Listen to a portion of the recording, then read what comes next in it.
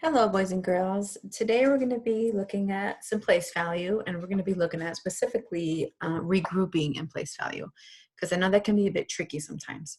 Now, you did learn this in second grade, last year when you're second grade, but now you're doing it some more, but with bigger numbers. So we're just going to do a couple of problems just to quickly review that. Okay, so here's one example. It says, what is the sum of 3 thousands plus 2 hundreds plus 2 tens plus 14 ones.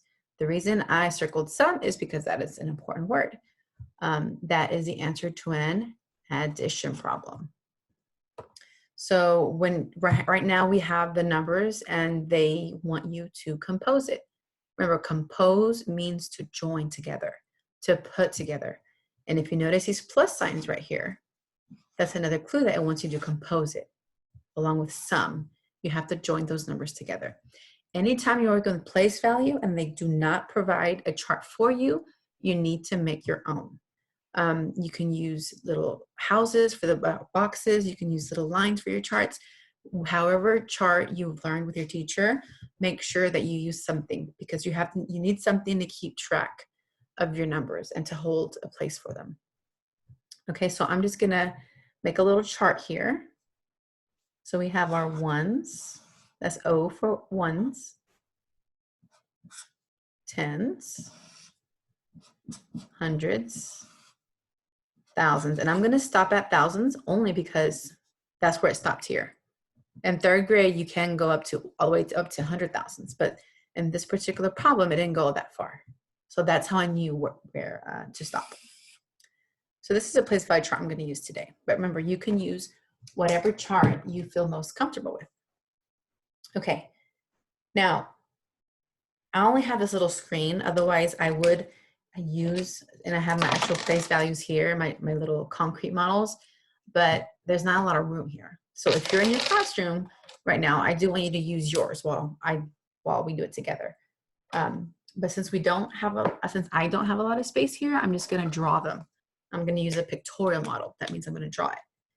Okay, so right now it's telling me, and I like to start with the least place value, which would be the ones place. It's telling me it has 14 ones, which off the bat, that's kind of weird, right? You shouldn't have anything greater than 9 when you're talking about place value. So we already know that we have to regroup that. 1, 2, 3, 4, 5, 6, 7, 8, 9, 10, 11, 12, 13, 14. Now, whenever I draw my place values, my pictorial models, I like to make arrays as much as I can. That way, it's just easier for me to count. And again, if you have these in your classroom, you can definitely use these. Sometimes these are easier to use. Okay, and I like to put a little check mark just to make sure that I already put it in my chart. Then we have 2 tens. Oops, sorry. I was drawing ones again. 2 tens, that's 1, 2. Hundreds, how many hundreds do we have? Let me put a check mark there. We have 2 hundreds. Okay, and then 3 thousands. Now the thousands are more like big 3D blocks. So I like to draw it like a cube. 1, 2,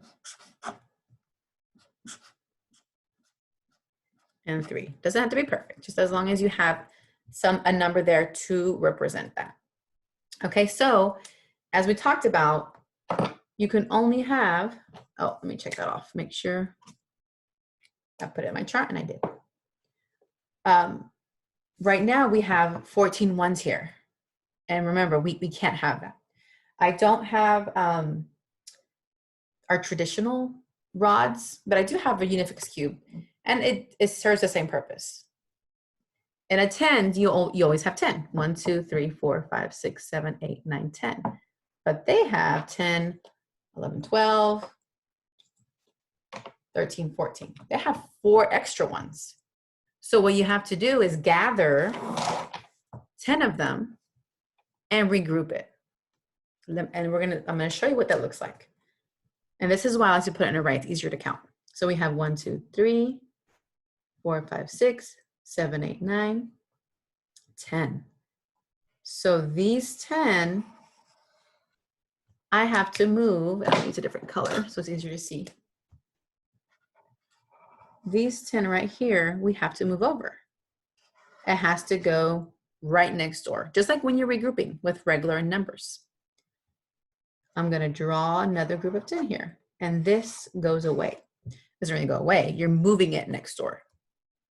And you're left with how many? 1, 2, 3, 4. And now how many 10s do we have? We have 3 10s now. We still have 200s, and we have 3,000s. So that is our number, 3,234. Remember, you don't say and when you're reading these numbers. It's 3,234. Go ahead and practice some more at your table with your group if you're in class. If not, you can practice some on your own as well. See you next time.